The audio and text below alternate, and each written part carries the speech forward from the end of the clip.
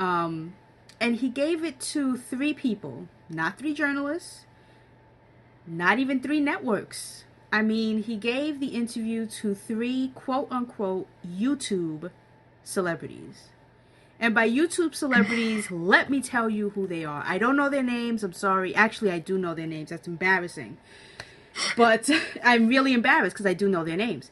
One of them is Bethany Moda, which if you don't know who she is, I didn't know who she was on YouTube. The only reason I know her is because she was partners with Derek Huff on Dancing with the Stars this past season. And she came in 3rd place, by the way. Anyway, next up is Hank Green, who I believe is best known for being John Green's brother. And John Green is like the heartthrob of young adult literature. And they do some silly YouTube learning crap video thingamajigs. And don't even get me started on Hank Green and his complete misunderstanding of history, economics, and everything else. That's basically what he does for his YouTube videos, okay? And then last but not least is the beautiful, the lovely, the amazing Glozell. And so now we know what kind of lesbian you are.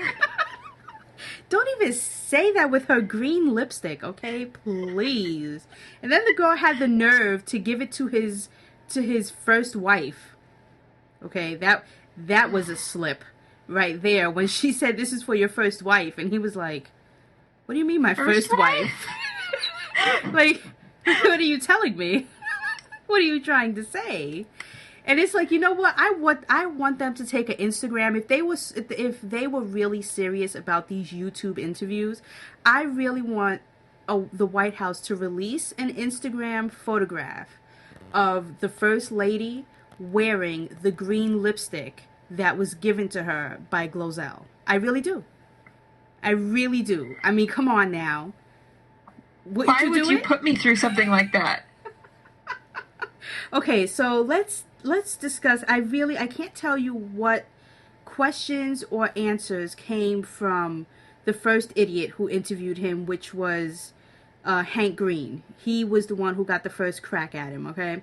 But first, let me put you in the scene here. They all were in the White House, okay? Not only, I thought this was going to be a Skype thing, where these people were going to be Skyped from wherever they live into a screen, and he was going to be, no. They let these idiots into the White House, and they let them sit 2 inches away from the president, okay? His spittle met their spittle. That's how close they were, okay? Not even kidding. Disturbing. And they let each one bring and do some arts and crafts, because behind them, they let them do an art board.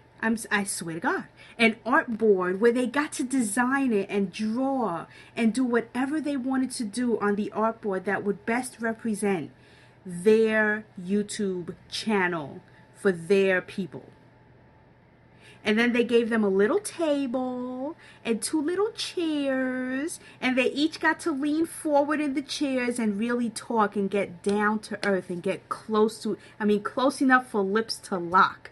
That's how close they were to the president.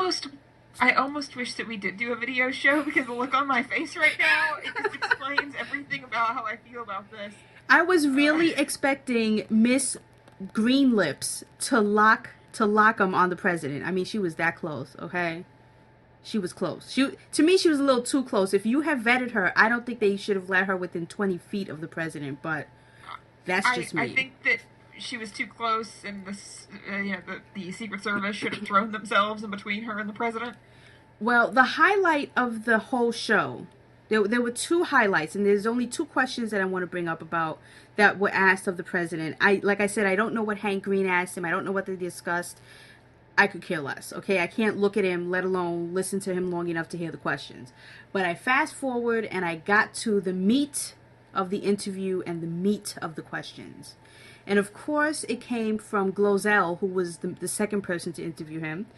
And aside from giving him the lipstick for his first wife and blah, blah, blah, she had concerns because her husband is mad at her. And why is her husband mad at her? Because she cut the hood part off of all of his hoodies. And why did she do that? Because now she's worried that if he goes out into the street with a hoodie on, that the po-po are going to kill him. Yes, she said po-po to the president. Po-po. She did. Po-po. And she wanted to know what he was going to do about the po-po problem.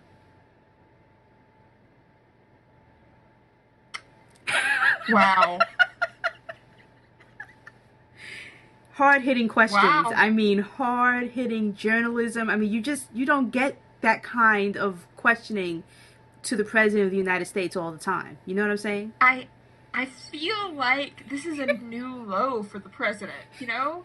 I feel like I almost feel sorry for him because he feels the need to do this insane, stupid stuff to try to, like, I don't know, get young people to think he's relevant. I don't understand why he does these things. It is so humiliating for everyone.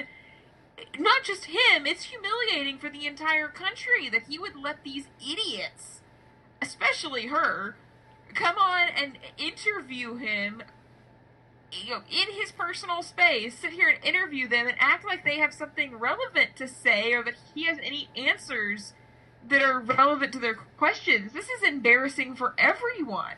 It's a slap in the face to the media, and honestly, after that, I would not even go to a press conference. The White House would call a press conference, and if I was the mainstream media, from the MSNBC to CNN to Fox News, all of them, I would say screw you, and I wouldn't go. You would not give us the right that they have, that they've earned, to interview him after the State of the Union. Then no, we will not be there to televise and to report on the crap that you give us from the White House. Well, it's not even just that he wouldn't let them interview him after the State of the Union. What's worse is that he has now put these 3 YouTube people on the same level as the media. People who have worked for years to get to the point where they can interview the President of the United States.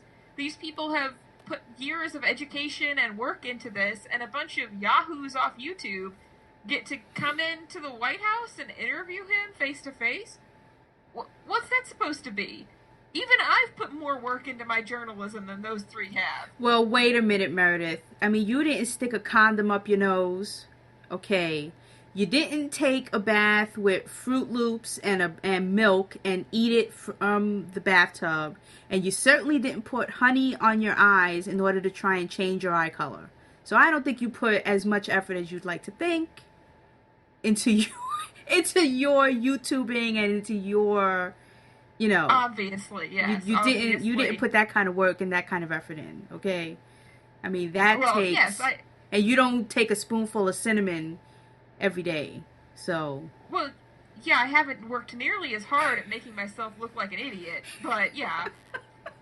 Okay, you haven't done those things, and until you walk a mile in Glozelle's shoes and in her lipstick, you got nothing. Okay? Yeah.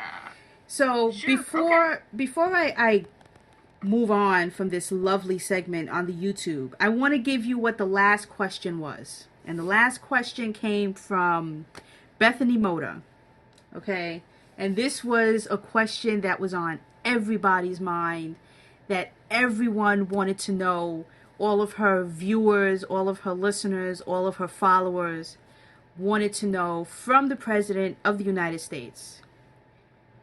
Mr. President, if you had a superpower, what would it be? I'm actually afraid to know what his answer was. That's the only... I do know what his answer was to that one. I don't know what his answer was about the po-po question. I'm sorry, but I fast forward from it because if he accidentally or on purpose had said the word po-po as well, then I would have had a serious problem. And I probably would have had a heart attack and died before I got to tape this video. So, this show. So I said, let me not find out if the president actually said the word po-po. Fast forward. But his answer to what his superpower would be, if he had one, is flying. That is the stupidest one to choose ever. in the history of choosing superpowers. I'm sorry. The president wants to fly. Isn't that cute? You know, I was gonna say something, but then it could possibly what I was gonna say could have possibly been construed as a threat. So I'm just gonna leave it at. I'm sure there are ways that he could be made to fly, but I'm not gonna give any suggestions. Okay, sorry, I just got a little bit excited here. I'm still taping the show, but my plans for this weekend have been canceled. The fact that you're so happy about that says so much about your personality. I'm so excited. I get to stay home and do nothing. Okay, sorry. Anyway, I'm such a homebody. I really hate having to go places, but okay. And I couldn't hold my excitement till we stopped recording. I'm so excited about the email. Anyway, what were we doing? What were we talking about? We were talking about Obama. Oh, right. And Obama wearing green lipstick or something. I don't know. Yes. Which I thought he was actually going to take from her and put on, but he didn't. That would have been the real highlight if he put on the green lipstick. And then if he wore that crown that he got from the Girl Scouts, that would have been real. That would have a whole ensemble for him. The little tiara, green lipstick. And the lipstick, yeah. That would have been cute. It would be him really taking a stand for transgender rights. Oh, please, don't make me sick. So now, America and all of our listeners, you don't have to lose sleep about wondering what superpower the president would have if he had one. We all know now the State of the Union is strong. Sure. So, okay, the last thing I want to bring up about Obama, since we're on an Obama trip right now, is how wonderful, how lovely that he has time for 3 YouTube personalities, but he has absolutely no time, yet again, for the Prime Minister of Israel, Benjamin Netanyahu. I think actually this time, though, I think he's a little bit upset and he's throwing a bit of a temper tantrum because John Boehner, strangely enough, and I'm actually thrilled about this, has asked Benjamin Netanyahu to speak before members of Congress on the fact that the president seems to be ignorant to terrorism and ignorant towards what needs to be done with Iran, and he wants Benjamin Netanyahu to speak on that. And the White House is very upset, and they actually think it's a breach of protocol for Boehner to have done that. So I think that's the real reason why he's refusing to have a meeting with Netanyahu. Unless he decides not to do this speech, he will not meet with him. And you know what? Screw you. Do the freaking speech. Please. Please go to Congress. Please go to the chamber and please make a speech on this. Well, what I love about it is exactly that. It's that you will meet with a woman who sat in a bathtub and ate Fruit Loops out of milk in her bathtub, but you won't meet with the prime minister of one of our allies while he's in the country. Really? Because you're throwing a little temper tantrum about how they didn't ask your permission first before inviting him to speak? Well, they need someone. A 5-year-old. He was just at in Congress, and he really had absolutely nothing to give towards our foreign policy. They need someone who has firsthand knowledge, and who would have firsthand knowledge of terrorism than the Prime Minister of Israel? So I think it's excellent. You know, we got to hear the president's side, who, according to him, you know, everything's great on our foreign policy front. We have no problems. We have no problems with terrorism, terrorists, with Iran, with Cuba, with nobody. We're good. We're great. We're wonderful. So we need to hear the other side. We need to hear the truth. And yes, I am thrilled. John Boehner, for me, this is the one good thing he's done so far in 2015. I'm really happy about it. Well, I mean, he hasn't had a lot of time yet, so he's starting out the year on strong. Oh, please. It's been 23 days. You know what? You know what this president could do in 23 days, okay? Boehner needs to step it up. And where the heck is McConnell when you need him? Like, what are these 2 old fogies doing?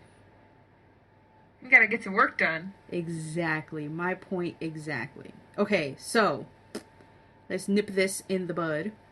And let's move on to our afterthought show because, ladies and gentlemen, it's going to be a good one. It is going to be a good one. It's going to be a hysterical one, and you're not going to want to miss it. So make sure that you go hear our afterthought.